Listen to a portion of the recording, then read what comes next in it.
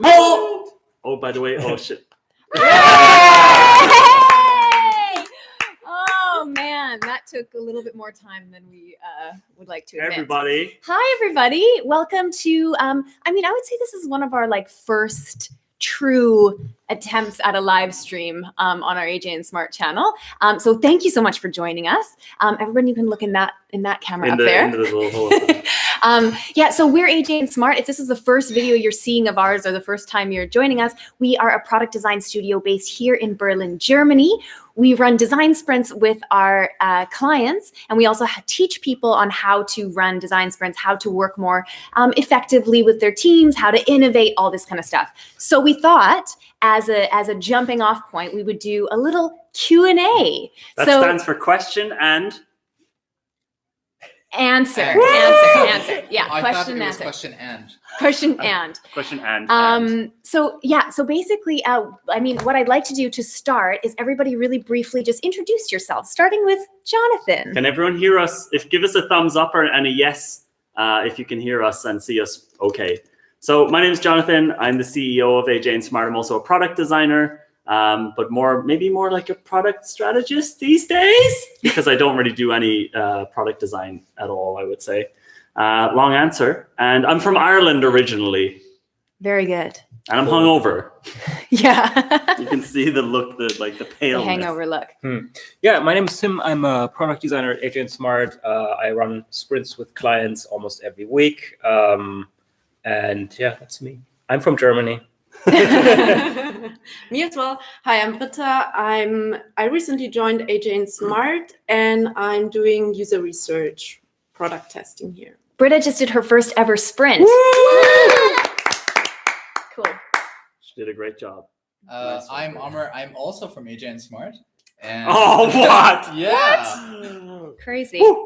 Product designer and researcher on the sprint team with Britta and Tim. And I'm from Syria. Fabulous. And I'm Brittany. I am from Canada. I also work at AJ&Smart. Well, at least have the AJ&Smart logo. Yeah, no, okay, there you go. I didn't realize it was so big. So, and I do all of our kind of media stuff. So if you're following any of our channels, then I'm not really a stranger to you guys. Okay, great. So to start off the Q&A, you can get cozy. Should I stay wrapped up? You should stay wrapped up. Cozy Q&A. It's a cozy Q&A. I'd actually like to start with a question to Amr. Amr. I always say It's all right. Amr. Everybody gets it wrong. Everybody gets it wrong, but I shouldn't. So actually, this is a really cool thing because Amr's been with us for how long now? Well, since September. So how long? Okay, 7 cool. months, something like that. Yeah. 2 days? 2 days. Yeah, that's how it feels. So Amr actually just recently, this week, kind of last weekend, this week, facilitated his first ever design sprint. Woo! Yeah. And he friggin' smashed it. So I'd actually like to ask Amr a question around that. So it's focus on the design sprint, but more in general, facilitating. What would you say is your biggest kind of learning that came out of the first time you ever did this? So facilitation, it always looked like a very tough job, and it was. You just have to always be switched on because it all relies on you. You cannot drop the ball. Your team will always be there to support you, of course, but it's really another level of responsibility. And what I learned in this first sprint was that you really need to keep reassuring people that everything's going to be okay because it's a new process for them that they've probably have never done before, the client, And one piece of feedback that I got is that I didn't explain enough and that I should really be constantly explaining. My worry was that I didn't want to over-explain things, but the feedback I got was that I should be explaining even more. I shouldn't be worried about patronizing people and coming off as someone who's just explaining too much. It takes people multiple times. They might not be hearing the first time or the second time or whatever. It's just a lot to take in. So that was the main thing I took away from it. And constantly reassuring people that it's all going to be okay because they don't know where this is going. It's not really clear. So explaining more than you think you should and constantly reassuring people about how everything is going to be okay. Those are the two big things from my first big facilitation. Yeah. Great. Okay, so just really briefly, just in case you're watching this and you're like, what the hell is a design sprint? Oh, heck, what the heck is a design sprint? You're not supposed to swear. Hell is not a swear. Oh, is it not? Also, it doesn't matter. Okay. We're not going to put ads on this. You can say, fuck. No, I don't think you can. Callum said we shouldn't swear. Are you not allowed to swear on live streams on YouTube? I don't know. Too late? Too late, it's done. But just really briefly, because that is what we do here. If you don't know what a design sprint is, we have tons of videos on it. But really briefly, because we are going to be talking quite a bit about it, is the design sprint is a week-long. Actually, Tim, could you explain to us what a design sprint is very concisely? Oh, it's just because I see some people asking questions here. We will be answering their questions as well. That's correct. Okay. Yes. I think that someone was saying, I thought you were going to be answering our questions, and then I saw. Oh, really? Yeah. No. Of course. Yeah.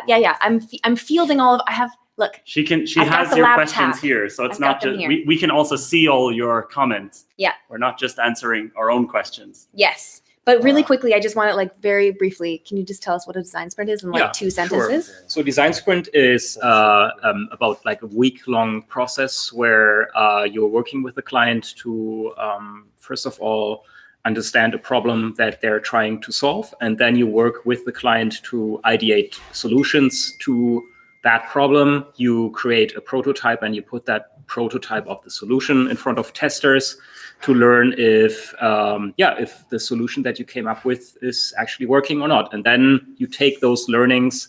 You have saved a lot of time. Usually learning these things would take much, much longer than just 1 week. So we are actually doing it in 4 days. And our clients leave us then with a lot of insights on, first of all, the product strategy. They know what kind of key features are actually important. And that's pretty much it. Cool. Okay, so first question coming. Oh, that's good. So I can but maybe just because of the. Oh, I mean, don't do that. Poor Callum. Okay, so first question coming from you guys. This is a really excellent question, actually. So what would you say are the essentials for a good client-agency relationship? So at the company I'm working at, it seems the responsible person is kind of struggling. We won't tell who that is. Maybe you have some advice.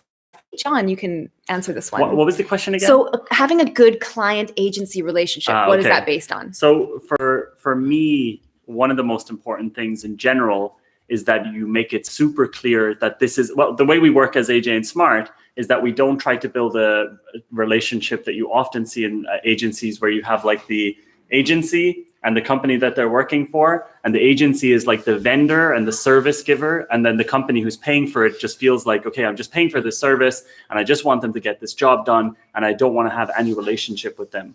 I think a lot of the reason why we build such good relationships with clients at AJ&Smart is that upfront, we spend a lot of time making it clear that we are there for them. We are there to make them look good. And we're not here to just satisfy our own diva needs. A lot of design agencies fight with their clients because they sort of make it clear that the design agency knows what's right and the client doesn't know anything.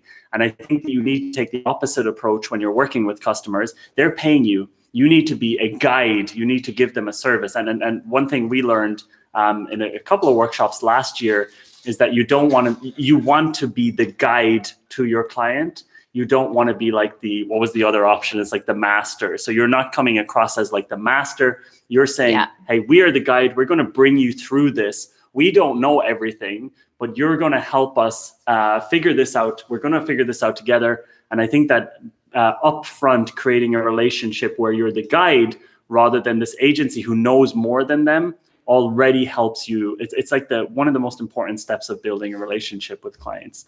And I think a lot of that is, in the first few calls, really asking a lot of questions, not really focusing on the design, but focusing on the business problems, and also focusing on, how can we help this person within this company to look good as well? Because often when people are booking you, you forget the fact that they don't want to be embarrassed if they book the wrong company. So that's something that you also need to do when you're building the relationship, is make it clear that you understand that they want to look good in the company, and that they don't want to be embarrassed by booking the wrong agency as well. So I don't want to say the word, but you do have to have a lot of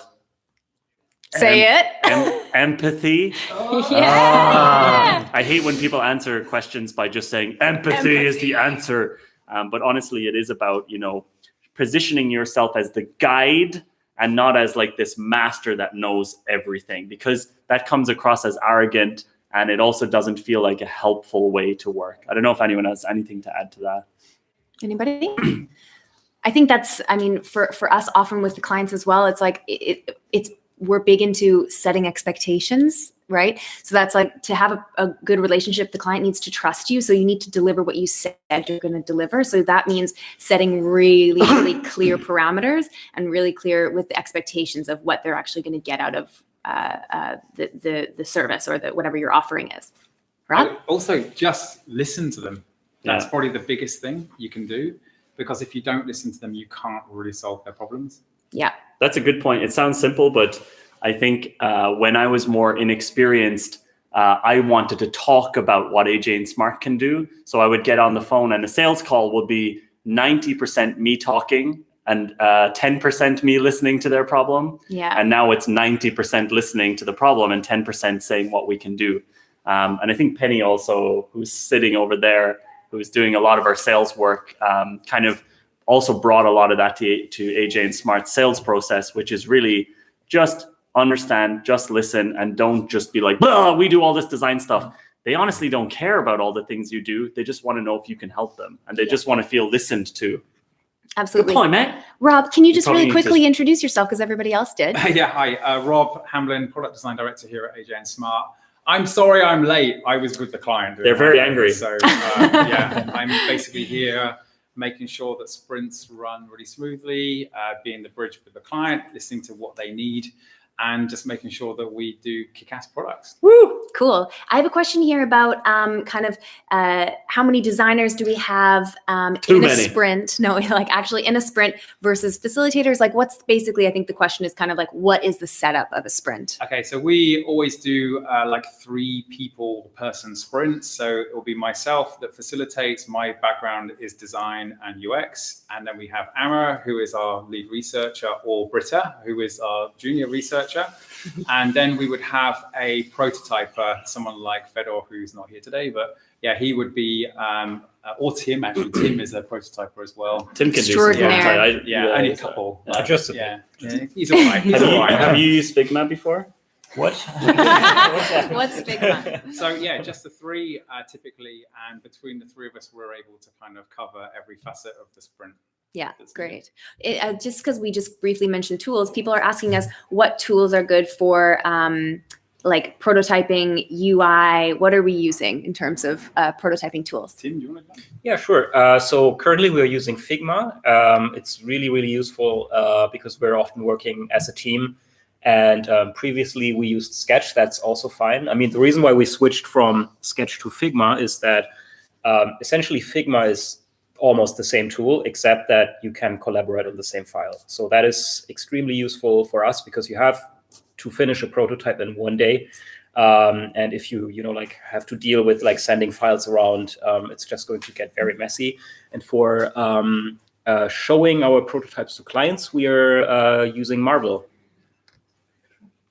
Great. Excellent. Why, can you explain why we use Marvel? Like, what's the... Yeah, I mean, all of these tools that are out there are great. Like InVision, we have used that before. The reason why we use Marvel today is that it's really easy to embed videos. And in a lot of our prototypes, that's actually becoming more and more important. And Marvel makes that part extremely easy. So that's why we switched from InVision to Marvel. Great. But I mean, I really wouldn't worry too much about tools. I mean, honestly, there's so many great tools out there at the moment, and it seems like every week a new awesome tool is coming out. Yeah, it's more like whatever helps you to get the stuff done and suits your needs is perfect. I mean, for us, it's Figma because of that collaboration aspect, and Marvel because of the video embedding. but pretty much anything And also, works. like Marvel's just super reliable as well. Like sometimes we've done like prototypes from Figma, and it's been a little bit turbulent sometimes with regards to whether it would actually work. So Yeah. we have to go with reliability. Cool. I have a really good question here that just came up that we get asked all the time, and it is, how do you know whether your problem or challenge is actually good for a design sprint, right? When does it need more research? When should you actually do something else? Is there anybody who can Can I just one? say one thing? When we have a question, can we also say the person's name who gave the question? Because I sure. think it's more like they'll be happy, you know? It's like, you know what I mean? Whenever I ask questions in something like this, I'm like, I want to hear my name. All I want to right. hear my screen There's name. a lot coming in. There's So a lot I'm just coming trying in to. now. Okay. But can we answer that one? So when is it a good time to sprint? I think everyone can answer this one. Let's Totally. do it all at the same time. Yeah. Amr, do you want to take this one? Or maybe not while you're drinking? Under the You bus. know? Yeah. What's this sprint? Deciding on a challenge. Yeah. It seems like I don't know the answer. I'll have a Yeah. stab at You this one. Hammer doesn't. I'll just stall until none of us someone know else the starts. answers. Yeah. Basically, if Penny says we need to do a sprint, It's like, how do you know the challenge? Will they pay for it? Yeah. Then we know it's the right challenge. This one's from Steel Stunners. okay, so Steel Stunners. Oh, wait let's a try second. and have a go. At He it. left a negative comment recently. I'm coming to get you, Steel Stunner. Love Coming it. to get you. You know what's great though? I like that he left a negative comment, but he still Now he's likes back. us. I like you. Know? you. I like you that, too. I like you you know? too. It's great. So Let's please, sell- we Ryan. have to Answer? upsell the You can man. answer the Are question? we going to go for it? With Yeah, these lot let's please sharp? answer it. Yeah. Okay. Yeah, it's actually a really good question, and it's only through kind of talking to like the decider or the key stakeholder that's going to be kind of driving that product, and actually understanding what the challenge is kind of key to kind of like knowing whether it's worthy of a sprint. And it's kind of hard to kind of really say like in a broad kind of scope like what that would be and then if it would be successful, but really just kind of like if like. It's hard to say. Like, if it's going to be gone, are you going to say something? Well, I just have like some really simple ones that kind of help. I think it might like keep sure. slingshot things. So basically you need to think about whether or not the challenge needs input from different facets of the business. Yeah. If it's something where it's like literally one person's responsibility and you don't actually need to know any information from anyone else, then it's really, there's no point in sprinting. You don't need to use everyone's time for that. Yeah. The sprint is for getting different perspectives in the same room. If you need alignment from executive level, right, like that is a great time to sprint.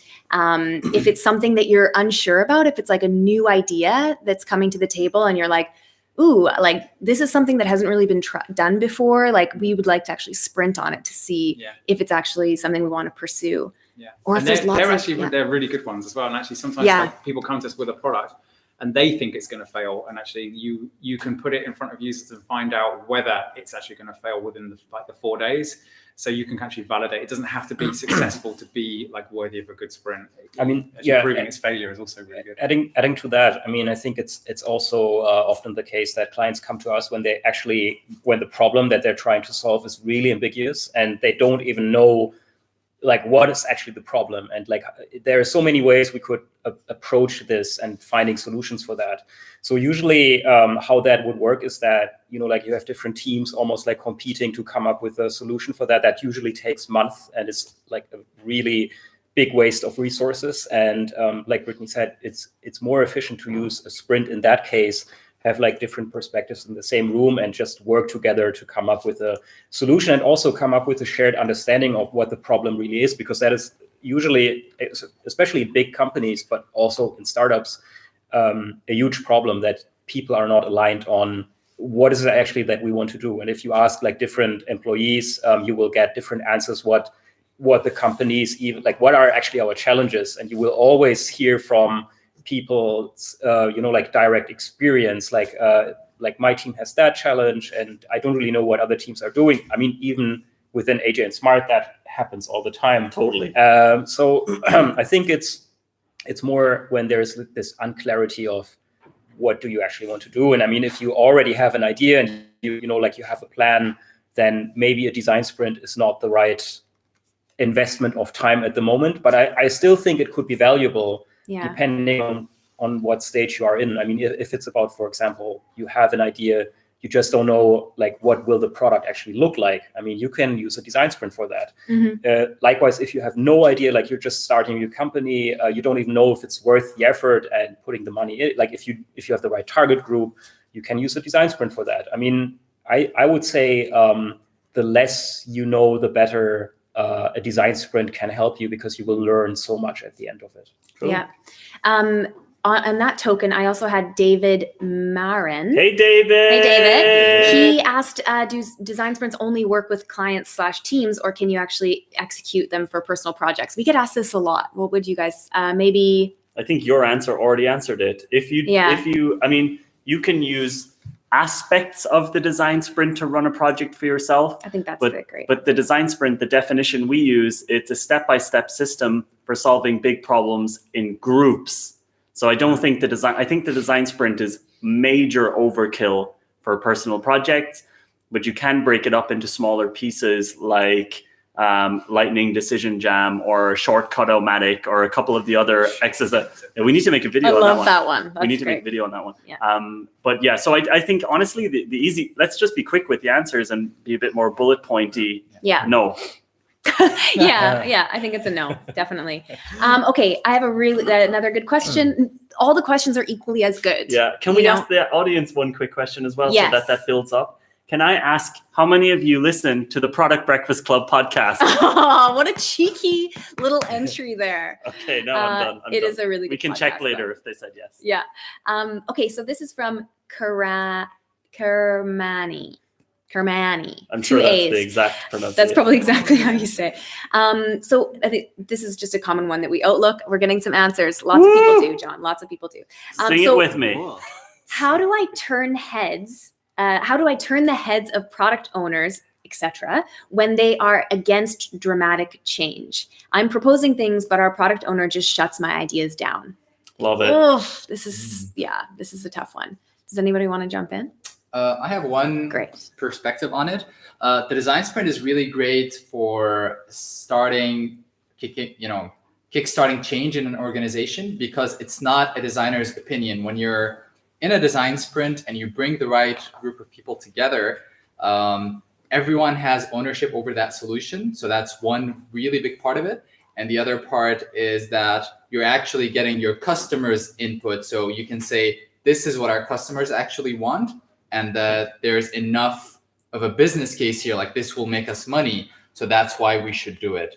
So that's like using the sprint as a way to kickstart change in an organization like that is very effective, we found. Really good. That's a really good point, because a lot of the times the reason a product owner won't be interested in your ideas is because you maybe haven't brought the business value. Because if you think about the product owner, here's the product owner. Can I have this for 1 second? Here's maybe the VP of product, and maybe one above that is the CEO. And the product owner, their job is to, make sure that this product aligns with the business goals of the company.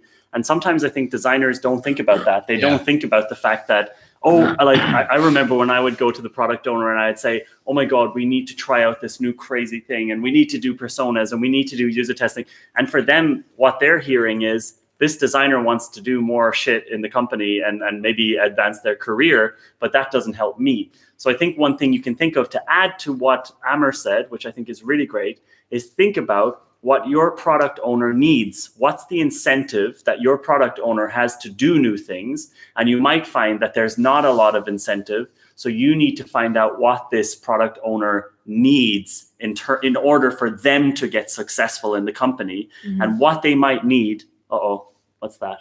Oh, that's just a time machine. And maybe we can move that, because that will drive me insane, Callum. There's like a window just appeared on screen. I think that what they need is to present back business value to the VP of product or to the CEO. And so you can use a sprint, and you can use the delivery of a sprint to show the potential business value of a product innovation. So I think that's a really good angle to take if you want to turn heads. Yeah, absolutely. Oh, that hurt. So what if you don't? So this is from Sharon Zachariah. And this is something that the sprint book mentioned was not to run a design sprint when you don't have buy-in from leadership. So this is kind of a similar one, like, can't stress enough how beneficial I know the sprint would be for us. Should I just stop trying to convince them and continue to work in a silo.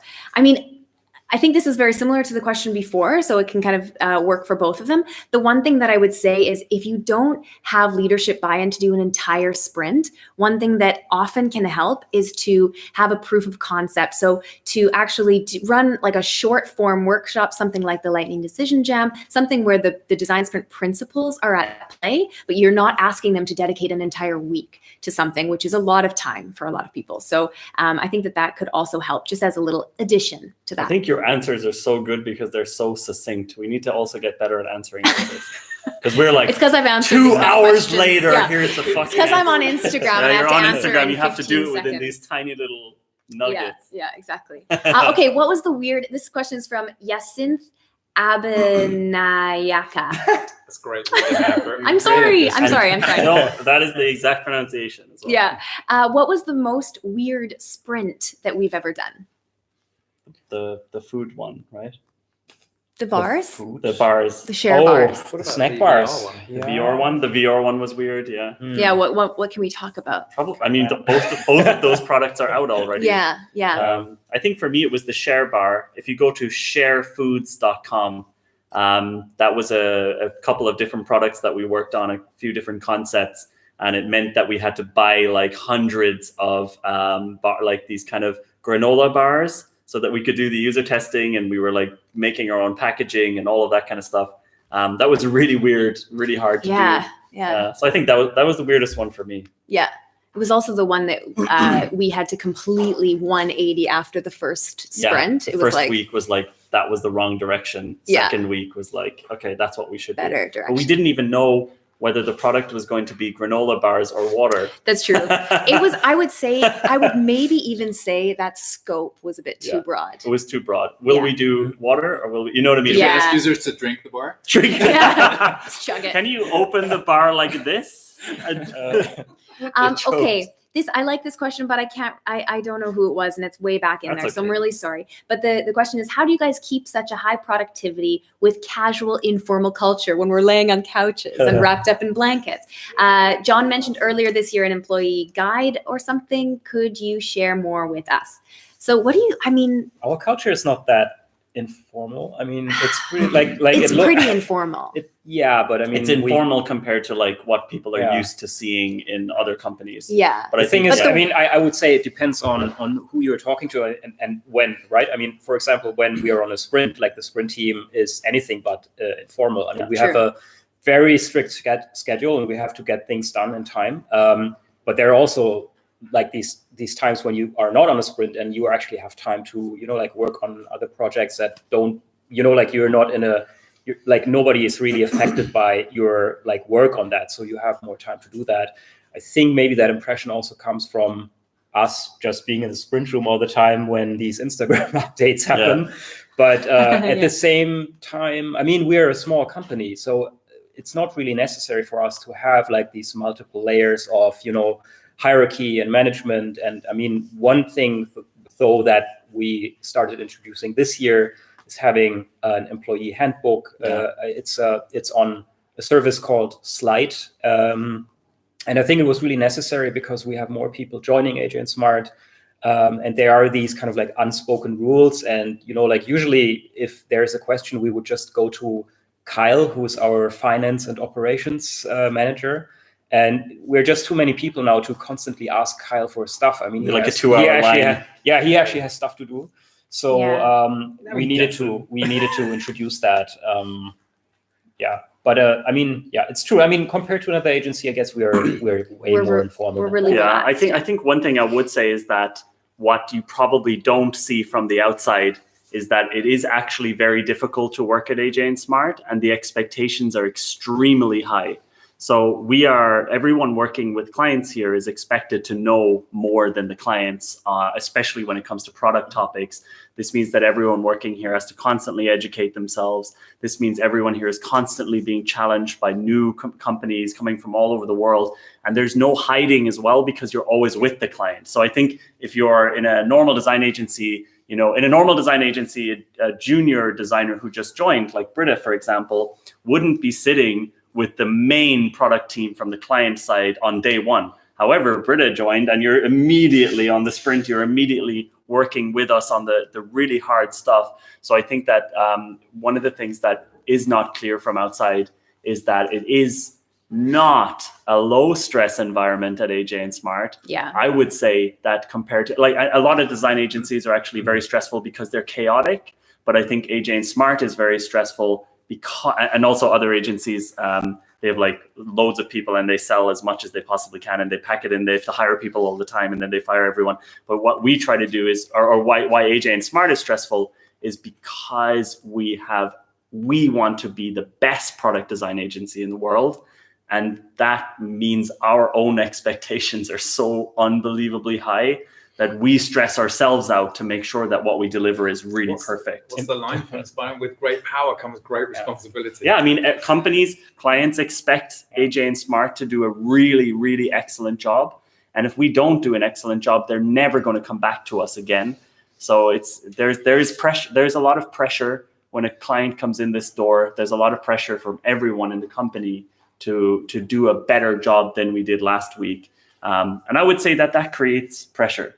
Yeah. But I think what helps also is creating a positive work environment and a constructive work environment. Yeah, that's true. So yeah, what can you elaborate a little bit on that? What do you mean by that? Well, for example, if there's a problem, talk about it right now. Don't delay it. Don't play games. Don't play. Don't be passive aggressive. Stuff like that. Good point. That's true. And everybody take care of the other people in the team. Yeah, absolutely. That also helps a lot. Yeah. Britta, now that you have just said that, I have some questions to throw your way. Hey. You and Amr can both kind of, you guys can double team this one. What are you laughing at? You guys can both answer this one, is what I meant to say. No one would have even batted an eyelid. Really? Okay, I just have okay, never mind. Okay, so this question comes from Teresa Kavinska. And it's, what is the best way to find users for a user interview, especially if you need users from different countries or cultures, different ages, etc. So how do we do it? Yeah, Britta. Well, I would say first think about the incentive that the user is going to need. So it depends on what can you offer to the user, so they will stay on board. And I would say in general, a good way to find users is Facebook. So you can create Facebook ads and the network. So try to build up a good network of people that you can ask, because especially for specific users or people that you can't get with, let's say, money, you need other incentives. Or you can also sometimes cooperate with a client. So sometimes the client can also help you find people. Have you had to do, since you've been here, how many rounds of recruiting have you done? I'm starting my second round now. Okay. So we did the first round with Facebook, and that one worked really well. But one piece of advice, always get backups. Always get backups because people drop out. Important. Yeah, and for you as well, if you have different time zones, create for yourself something where you don't lose the overview of everything, because it can get complicated. Yeah. Yeah. Great. So this is from Miroslav Petrovic. Hello, Miroslav. So he's actually asking about UX research kind of in general. So what are the most common methods that we use at an early stage of a project? So I think that like Amr can probably tackle this one in terms of, I mean, how we usually describe user research at AJ&Smart. You know what I mean? Yeah, I mean, because we're doing we it use differently. a loose definition of user research at AJ&Smart. Yeah. Because we don't do a ton of upfront work and talking to users about, actually, we don't talk to users before we design anything in most cases. We talk to our clients because they're the experts on the problem. And then we do the sprint with them so that actually when we do talk to users, we can point at something and have a conversation about it instead of us asking them abstract questions. And this is how we think about user research. We don't like to talk about things without having something concrete to point at. So, and we always do 2 sprints. So after that first week, we put something in front of the users and we say like, did we get it right or did we get it wrong? In a lot of cases, the first week, we don't get it exactly right. And then in the second week, we correct. So that's how we approach user research. Yeah, Cool. This is from, this next question is from someone who I am definitely not going to be able to pronounce. this Try name. it anyway. It starts with an X, and every time a name starts with an X, I Oh, get very go for it. Zatoric? Zatoric? X-A. T-O-R-I-C. Maybe it's like Sha? Maybe. Accent. But this is a great question. So what was one of the biggest mistakes you made when you started working with design sprints? So I guess this would be for like Tim and John, because they were here kind of right at the beginning. Did we do any? I mean, I Selling guess them too cheap. yeah. Totally. Yeah. What about doing them like back to back to back? Yeah, to the back? biggest mistake was definitely, it's not, I wouldn't say it was a mistake, but in hindsight, we would never do it again. And that is, booking a 1 week sprint and then changing to a different client, doing a 1 week sprint, different client, 1 week sprint. We realized that there's almost no point in doing just 1 week. You should always do 1 week and then an iteration week, because at the end of week one, you only have a bit of an idea of what you should have really done. And then, I would almost say that week one is just the research week. Like how we define user research at AJ&Smart, like bluntly, we do one design sprint and it acts as almost like a brute force research project. And then week two was almost like the real sprint where we kind of know what direction we're going in. And the mistake we made in the past is that we just sold 1 week sprints, and the clients kind of left the office being really confused about what to do next. They're like, what happened? Yeah, we've got a prototype, but there's also something else I can add to that. It's like we now do like 2 week sprints, and we in the past have maybe had a gap between week one and week two. Oh and yeah, that's also bad. really bad, because it means that you get a massive scope creep of like the products in between, because it gives the client time to really think about the results from week one and to talk to their cousins who don't like the color green. yeah, Don't let cousins give design feedback. Never good. So, Don't yeah, ask. like, the result of that would be that week two actually isn't a revise and focus. It's normally like a totally pivot, like total pivot, and you do a new product for them. Yeah. So Misha Espinoza wants to hear an actual case study of Jonathan selling his very first design sprint. I'm guessing it was just like You know what? I think we sold our first design sprint to either N26 or Red Bull. Nice, yeah. And how high stakes. Yeah, it was. So basically what I did was put together a sales deck which described what I thought. Actually, the funny thing is that the first time I sold a design sprint was before the book came out, before we knew Jake, before all of that stuff. So I was just guessing what a design sprint was. So I knew it was like a time boxed amount of work. And so the very first design sprint I sold was a 6 1 week design sprints for a bank. And basically I presented it as, we're going to like come up with like 6 kind of new feature directions and blah, blah, blah, blah, blah. And I was even confused myself while I was presenting it to them, but it was still actually a lot better than what we were doing before, which was, a client comes to us, tells us their problem, then we kind of go away and then we come back to them and say, here's how much it's going to cost and here's how long it's going to take. And then they say, oh, we don't have that much money. I'm like, oh, okay, then I guess it's cheaper. And then I guess we're going to do less stuff, but actually no one really knows what's going on. And the cool thing about the sprints, even when I was confused about how to sell them, it was like, well, here's the package and here's the price, and in 6 weeks we'll be done. And then by the time we sold the Red Bull sprint, that was already a bit more clear. So that was like, it's going to be 2 weeks. And in these 2 weeks, you're going to have a prototype. And then I think that the next one was maybe Lufthansa or something like that. And then we were a lot more clear. And it's like, here's what the first week looks like. Here's what the second week looks like. And we started to realize, the hardest part was just sort of pricing it. We were playing with pricing all over the place. It was really hard for me to figure out what we should charge for it. So the price was fluctuating from like 6,000 euro per week to 20,000 euro per week to 5,000 to 30,000. So it was really, and now it's 1 million. And now it's 1 billion a day. Yeah. I think if I remember correctly, we gave away the first design sprint to share the meal, right? Just as a test, because we didn't know if it would work or not. And then that not really like we didn't sell that, but it was still a gamble because we didn't really know, would that actually work out? We had a couple of methods, but like chaining them together and packaging them as a product. That's true. So in the transition phase between normal agency and kind of packaged design sprint work, we did have a client called Share the Meal, which is part of the United Nations. And we basically said, hey, we're going to do this thing for free. And that was our way of practicing on how to create the design sprint package. And that was about a year before the book came out. So we were really kind of using our own exercises and our own bits and pieces of what we thought it might be. And then when the book came out, it got easier to understand what the actual exercises were. And that's why the Design Sprint 2.0 is almost like a mixture of what the book is and what AJ&Smart was doing a year before the book came out, and kind of bringing all that together. So yeah, it was really interesting selling it at the start. Yeah, Cool. good point. It was we did a free one first to get a feel for how to sell it. So really quickly, the Oak app that we designed on our YouTube channel, you can actually see like a really great video that's basically from zero to launch of the Oak app. How many sprints did that take for us?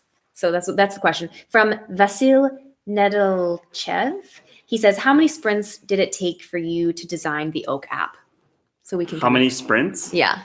So someone sent me a text message from a US number. Who is this? That's funny. Who found my number? Okay, so it took, I think the way the Oak app worked was we did 2 remote sprints. So we did a 1-week sprint and then an iteration sprint. And then we did probably, so in total it was 6 weeks.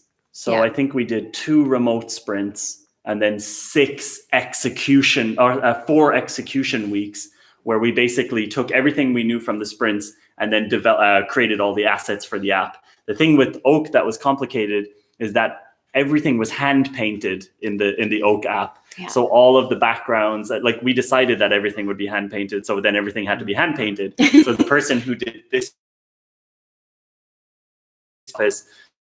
worked with her to create all the paintings. And it was kind of funny because obviously it meant that, did we freeze? Obviously it meant that, in some cases, we would create, 50 paintings, and then we would realize, that doesn't really work in the concept now that we see it in the app. And then we would have to create another 50 paintings. So it was really, really easy to get it done. I was even shocked that we got it done. But yeah, it's cool that the product exists and is popular, and a lot of people are using it. I actually really love the sleep screens that you guys did as well. It was really, really cool. So yeah, I think we spent 6 weeks from nothing to what you see on the iPhone. Yeah, it's not on Android yet, I think, or maybe it is already on Android. I don't think we did. Did we do Android screens? No, we just did iOS screens. So yeah, around 6 weeks. Cool. Okay, this next question is from Caitlin Armento. Oh my God, I'm just brutal with it. It's not even they're probably having fun with the. It's not even a hard name. It's crazy how many people are on the stream compared to how many people. Don't worry about it. Yeah, it's great. So, so she says, "Love you guys." Oh, thank you. We love you too. Do you think someone with limited product design experience but a strong facilitation skill set working with clients would be a good employee candidate at a design sprint agency? I wonder why you're asking that question. I actually had a discussion with someone about that today. Great. I think you do. Okay. I think the best design sprint facilitators, if you're looking at 10 out of 10, are the people who are both good at facilitating, so really good facilitators, good communication skills, plus have really good product skills, so they can help to kind of steer the team in the right direction. Yeah. However, I would say that an excellent communicator, an excellent facilitator with little product knowledge would also be able to run a sprint. What do you like? How comfortable would you to feel if someone was facilitating it but didn't have like all this product background? All I can say is that in situations where like we've been presented with questions from the client, it's only through having a really extensive understanding of the product that you are able to answer that and actually give them confidence. That's the hardest thing. So if you think you can kind of, I don't want to say bluff your way through it, but you don't have to be like the amazing product person, as long as you kind of know how products work and how they can be kind of made into real products, and reassure the client that you're giving them the right advice to kind of make their judgment, then I think you would be okay. There would be a learning curve that would Massive, be, so the person I was talking to today also asked me the same question. And I just said, look, it works fine if you're confident, like if you're a kind of, good communicator, you're smart, all of that, then there will be a tough learning curve at the start where you have to learn everything about the product world. But I think I think it's probably, I would say it's very possible to make that happen. Cool. So this question comes from Floriana Ho Kwang. And the question is, do you have any example of using a design sprint, especially the prototyping phase, with a physical interactive product? Think gestural interface or an interactive wooden staff as the controller. What? Didn't you know all about that? I guess one thing to keep in mind is that you are not actually building a solution in a design sprint. You're only building a prototype of the experience. So you don't necessarily have to create an interactive wooden staff, whatever that is, as long as you can fake the experience of using that somehow. And I think there are ways of, there are ways of, like just faking it, basically. One thing we actually did was creating a physical, like for example, we created a VR experience in just one day. Of course, it was not like really the finished thing. Like there were it was really just almost like a hack together thing from different templates downloaded, and one of our prototypers meshed that together. It was really messy, but it got the point across. And once users understood what our idea is, it didn't really matter that it's not a finished, polished thing. So that's one way of approaching that. Another way of approaching that is really just to create a facade where you don't build the technology of what the finished product will be, but you just use existing prototyping technology to fake it. One example for that would be something like almost like an Apple, what is that called? Air Power or something. So it's like a wireless charging thing. That technology did not exist when we tested that idea. So what we did was just using something like a NFC chip in an Android phone, linked it up to a website that had the prototype in like an interface in it, and it felt like the real thing. It just triggered animations. Yeah, it was exactly. It was a piece of cardboard that we printed out to make it look like a wireless charging pad with an NFC chip underneath. So I think, it's really just about being clever on how to, if you're talking about a wooden staff that does some gesturing, then that it doesn't. Somebody could literally be under the table watching the person using it and making the interactions happen. Because in the end, because it doesn't matter though. it doesn't matter. You're trying to see if there's product market fit. You're trying to see if anyone would ever want this product. So it doesn't need to be the real technology. But I'm intrigued by the wooden staff, and we really want to hear more about that. The new AirPods. Another example of that is the chatbot. You don't just suddenly make a full chatbot for this experience. You just simulate it on a text messaging app or something. Someone just hides in the bathroom and does the replies. The bathroom. This is a really good question from Nathan Canning.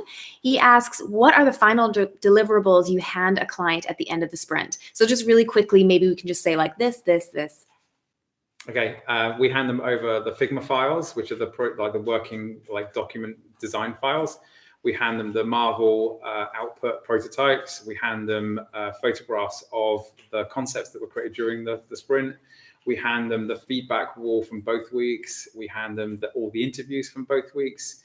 And we do the output in a report, and we might do a highlight reel, for example, of the best bits from the users. Done. Cool. I have a question here about starting a design agency. How many people do I require, and what should their roles be? This is a really 70. It's impossible. There's kind of an answer to that, but you can start one with one person. You can start a design agency with one person, and then what I learned from the book called Rework, you hire where it hurts. So what are the bits of the business that are already stressing you out so much that you just can't do them anymore? Or what are the bits of the business that it seems like you're wasting your talent by doing them? So for me, for example, right at the start of running AJ&Smart, I realized like I can't sell the work I'm doing and also do all the design work. So Tim, was brought into AJ&Smart so that Tim could do the design work even better than me while I could sell stuff. So I think that you don't need to know exactly who the first hires need to be. What you need to do is do everything yourself, understand every single part of it, and then start hiring when it really hurts, where you start to feel the real pain. And often that's going to be getting another person who can do the billable skill you can do. So if the billable skill, meaning the money-making skill that you're doing is UX design, then it's likely that your next hire is going to be a UX designer. Now, once you get that up and running, you might bring in another UX designer. Then you realize, wait a second, actually the skill or the thing that I think that I could be really good at is like doing product strategy workshops. So actually, then you can't do as much sales. So then you need to bring in a salesperson. So are you laughing because I'm burping? Yeah. All in between burps. Yeah, but actually, if you're interested in, I don't know if we're publicly talking about this yet, but yeah, fuck it. If you're interested in that topic, go to ajsmart.com/level up, and it might be interesting for you because it's basically a new AJ&Smart product which you have to pay for. So everybody don't complain if you go there and realize you have to pay for it. I'm telling you, but it's a product to show you how to start an agency and all of the resources you need to start an agency. But it isn't cheap, just so you know. But yeah, that would be my advice: is hire when it hurts. Yeah, that's great. So running on that kind of topic, we have Lucas Santa Rosa Correa. I love that name. Great name. He's asking what are the key skills that we look for in a UX designer. He's a graphic designer aspiring to be a UX designer. So I'd like to maybe just shift this a little bit and maybe go around and ask everybody 1 to 2 things that you think makes a really great UX designer.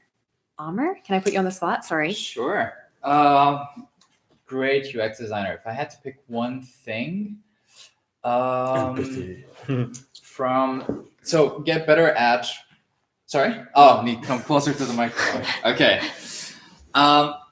Get better at talking to people. If you in your job haven't had to do a lot of communication work, UX research really requires you to get good at communication because you need to be able to talk to users and talk to your clients and understand what the clients need, understand what the customer needs, and then find something that satisfies both. So that's really interesting though. I think for me, I would not know how to get better at speaking to people. So how, is there a way that you can do that? I think it's one of those things where you just learn it by practice. You have to act proactively, know that it's something you want to change. Well, I mean, your question about how do you get better at it is that you go and start talking to people. You can't read about it in a book and become better at it, and you can't practice it on your own. You have to be talking to clients, talking to users. So if you're a graphic designer, you can try designing some app quickly and then put it in front of people and try to ask them questions about it. And by practicing, you'll be able to really extract the information that you need and get the feedback that you need about something. Cool. I think also good communication skills are a lot about listening, and that is, I think, my advice. So stay curious. Don't think because you maybe heard things in one sprint that you know them already for the next sprint. So always ask a lot of questions and stay curious, and it's never going to be the same experience and the same sprint 2 times. Great.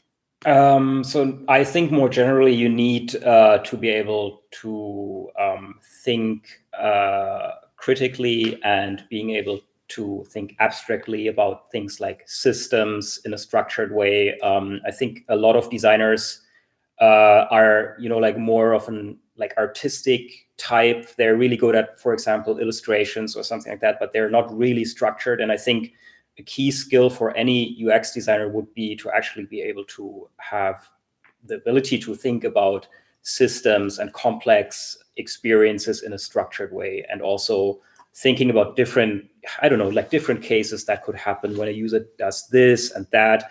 This is something that you either have or you're developing it over time. I mean, I know for sure that not every designer, not every UX designer has that at the start of their career. So it's maybe something like an ability that slowly builds up when you are more experienced and you actually, you're actually putting things in front of users and you see how often things are really confusing to them that are really clear to yourself. And I think that's a really key skill to have as a UX designer. Cool. I think that so a lot of people forget just the practicality of, if you're a UX designer, what are you doing? You're designing products. Okay, you're designing digital products. Basically, that's it, right? You're designing apps. Okay, so you're either designing mobile or you're designing web apps. That's what you're doing. So there's no point in trying to kind of ignore the fact, like, don't overthink the fact that you might be designing a blanket that goes on someone's head or something. Like, there's a lot of UX designers who are overthinking the whole UX thing, but forgetting the fact that you need to understand what's happening inside these digital products and why those decisions were made. So for me, if I was trying to make the jump from graphic designer to UX designer, and one of the things that I got really into was obsessively looking at products that exist today that are successful and trying to understand what the hell is actually going on there. Like, why is swipe up doing this? Why is swipe down doing that? Why is it a overlay instead of coming from the left when you tap the back button? I think that understanding the absolute basics of how these digital products work and understanding why decisions were made is something that a lot of designers forget to do, because they're learning very abstract things like cognitive science and all of this stuff. So then then you're in a project and someone does an overlay, and I ask them, hey, why is it an overlay? Why did you choose an overlay? And it's like, so I think that just really the absolute basics are super important to learn. And a great way to learn those is by looking at Apple's human interface guidelines on their website. Just type in Apple human interface guidelines and Google's material design guidelines, because that basically gives you 100% coverage of the whole market in terms of what the guidelines are for digital products, which is what you'll be designing. So I would definitely spend a full weekend deep diving into those topics and then downloading as many products as I can, like making a habit of downloading a new product every day and looking at it and understanding the decisions that were made to make this product. So I think that's my almost like boring advice for UX designers, because sometimes I think there's a lot of overthinking. Yeah. Like we often get questions like, the wooden staff question. Maybe you're working on a wooden staff, but often designers who haven't even started out in their careers start asking us questions like this. And I'm like, will you be designing a wooden staff will you be designing a magic blanket? Maybe not. Will you be designing apps? Yes. So then learn how apps work. Mm-hmm. So that's what my piece of advice Making real progress on those succinct answers. I'm looking at the blanket here and I'm like, how do I work the blanket into my story? Sorry. I know this is really amazing, and like you can't really answer it with one, but I'm going to just go really quickly. I'm going to go, first of all, question everything. Like, just because something is the way it is doesn't mean to say that you have to copy it and then utilize it. If it's, for example, like an onboarding thing, like question whether you can shorten that. So always kind of look at something and then see how it can be improved. The other thing as well is a really good and successful designer or UX designer. I'm trying to phrase this so it doesn't sound really bad, but you're basically just a tool, okay? And what that means is, but there's more to it than that. Actually, what it means is that you are there to kind of visualize something for somebody who can't do that. So many times, like I've encountered like designers that are quite precious. They're quite like diva-ish about like, well, I don't want it to be like that. I want it to just be this way. That's actually not your call. Your call is to kind of show variations and examples of how something can look. And then it can be put in front of users and then it can be tested. So it's just because you're a designer, it doesn't mean that you are the creator and you have like the final veto on everything. You're just there to kind of provide like many different options. And I did have something else, but I've totally forgotten what it is now. But Oh, yeah, it's already good. there's some there just to get you started. Very really. good. So we actually, I've only reserved, these guys are very busy and I've only reserved an hour of their time. So we're almost up. But I do have, I have a couple of questions that I'm going to do really quickly. Yeah, let's do like a rapid fire where we can only say fire. 1 sentence answers. Okay, 1 sentence answers. We'll I like stick See to how that. that goes. Yeah, exactly. Pass out. We're just not going to get John in there. So Make It Pop says, first off, we love everything you're doing. Very refreshing and authentic. Thank Our you. question is, do you have any awesome workshop tips on how you deal with the dreaded tough crowd? Kick them out. Nice. Brittany, you did a workshop recently, right? Yeah, I'm You doing can lots answer of that one. workshops. The best way to deal with a tough, it depends what you mean by tough crowd. If they're fighting you on the actual process that you're teaching or the workshop itself, you need to get to the bottom of that. So that's about asking them questions. Ask them why they're asking, like if they're asking you a really tough question, which is often the case in these scenarios, ask them deeper, like ask them, oh, it's an interesting question. Why are you asked? Like, what is behind you asking that? And usually then they'll be like, well, this one time I did this and it didn't work. And, and then you'll get the actual reason that they're upset and that they're fighting it. And that's the key to actually convincing them. But we deal with tough crowds a lot. And a lot of it is just about just keeping it going. Keep and calm. Keep calm. Can I answer one bullet point? Please. If you set expectations at the start of the event, then you're less likely to get a tough crowd. So if you say, today's going to be difficult, today's going to be uncomfortable, today's going to sometimes feel confusing and sometimes feel like you're not making progress, and then keep saying that the entire day. Yeah. And then when the tough crowd person wants to say, oh, well, but you've already said it, so they're not going to have to. So think of the things that people are likely to say in your workshop that would take it off track, and you say it first before them. It's a better answer, John. Oh, thanks. It's better than my answer. That was really quick. Good.